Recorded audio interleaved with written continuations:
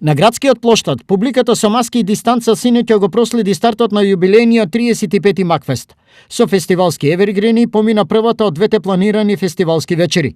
На незаборавните макфестовски акорди подсетија Джина Папес Джокси, Дарио Панковски, Мики Јовановски Џафер, Лидија Кочовска, Олгица Христовска, Трајче Манев, Ристо Самарџиев, заедно со Виолета Арсовска и групата Интервали, во придружба на Биг Бенд оркестарот под диригентската палка на маестро Љупчо Мирковски.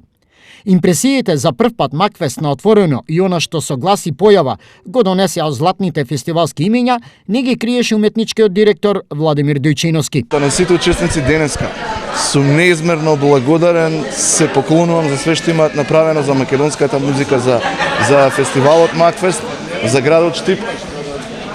Неверојатно е. Мислам, за мене лично доживувањето е неверојатно. Макфестовскиот лауреат од 1987 Штипјанецот Трајче Манев објасни зошто Макфест е влезен длабоко во неговата душа.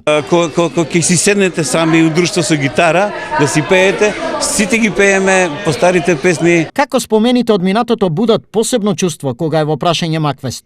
Одговор на ова има Лидија Кочовска. Како да ви објаснам дека сум падната во севтак 2 дена поред. Кошата ми сежи нон-стоп.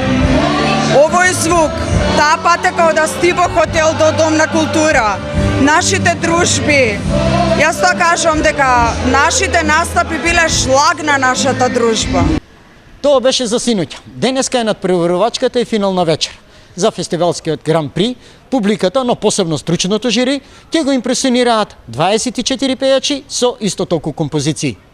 За разлика од досегашните 33 изданија, поради познатите услови што ги наметна короната, најдобриот од оние кои ќе настапат вечерва ќе го избере стручното жири во проширен состав.